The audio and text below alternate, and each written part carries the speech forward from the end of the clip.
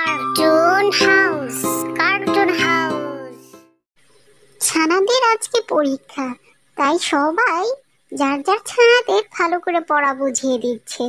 লীলার ছানাটা হয়েছে একবারে অপদার্থ, কিছুই পারে না, তাই পরীক্ষার আগে ওকে পিটিয়ে নিচ্ছে। আর টিয়া আর হলুদিয়া ওর বাচ্চাদের সুন্দর করে পড়া বুঝিয়ে দিচ্ছে। আজকে ওদের পরীক্ষা যে।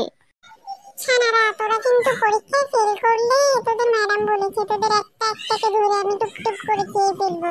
এখন ভুলবার নামটা পর দেখি, শুনি আমি।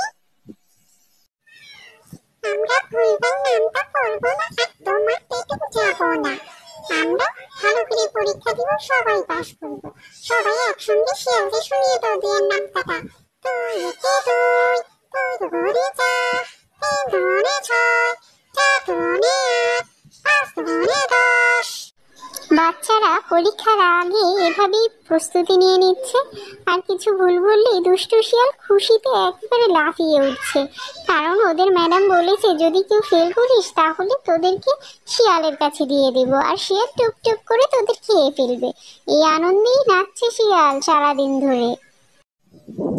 আসসালামু আলাইকুম ম্যাডাম, আমি কি আসবো? হ্যাঁ, এসেই তো পড়েছো। এবার বলো তোমার পরীক্ষার প্রিপারেশন কেমন? ভালো করে প্রস্তুতি নিয়ে এসেছো তো? জি ম্যাডাম, খুব ভালো করে প্রস্তুতি নিয়ে এসেছি। আপনি যে কোনো প্রশ্ন আমাকে করতে পারেন, আমি সুন্দর করে আনসার করব। তাহলে তুমি বলো সরেয়াতে কি হয়, আর সরেয়াতে কি হয়, আর ক দিয়ে একটি বাক্য গঠন করো। সরেয়াতে খেজুর, আর সরেয়াতে আম। কতে হয় কলা, কলা আমরা সবাই খাই। ওহ, তুমি খুব সুন্দর করে বলেছো। এবার ইলিভেন বানান করো। এটা বলতে পারলেই তোমাকে উপরের ক্লাসে আমি উত্তীর্ণ করাবো। আশা করি তুমি এটা পারবে। ম্যাডাম, আমি তো 11 বানান পারি না, আমি শুধু 10 পর্যন্তই মুখস্থ করে এসেছিলাম। 11 বানান তো আমি পারবো না, আমাকে ক্ষমা করে দিন। আমি আবার ভালো করে শিখে আসবো। আর আমাকে দয়া করে শিয়ালের খাবার হতে দিবেন না, আমাকে রক্ষা করুন ম্যাডাম। আচ্ছা ছোট ছানা, তুমি এখন আসতে পারো। তোমার পরের পরীক্ষার থেকে পাঠিয়ে দাও।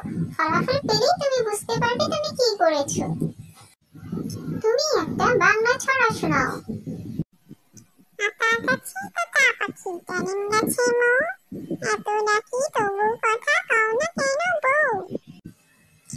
তুমি কি 11 বানান পারবে? তোমার আগের পরীক্ষাতেই এটা পারেনি, তুমি কি পারবে? পারলে বলো তো। জি মিস, অবশ্যই পারবো। আমি আমার পরীক্ষার জন্য সর্বোচ্চ চেষ্টা করেছি। ELEVEN। তুমি এবার 3-এর ঘরের নামটা বলো। এভাবেই একজনের পরে একজনের পরীক্ষা নিতে থাকলো নীলটুনি। যারা পাশ করবে অবশ্যই তাদের জন্য রয়েছে অনেক অনেক পুরস্কার, আর যারা খারাপ করবে তাদের জন্য কিন্তু তেমন বিশেষ পুরস্কারের ব্যবস্থা নেই।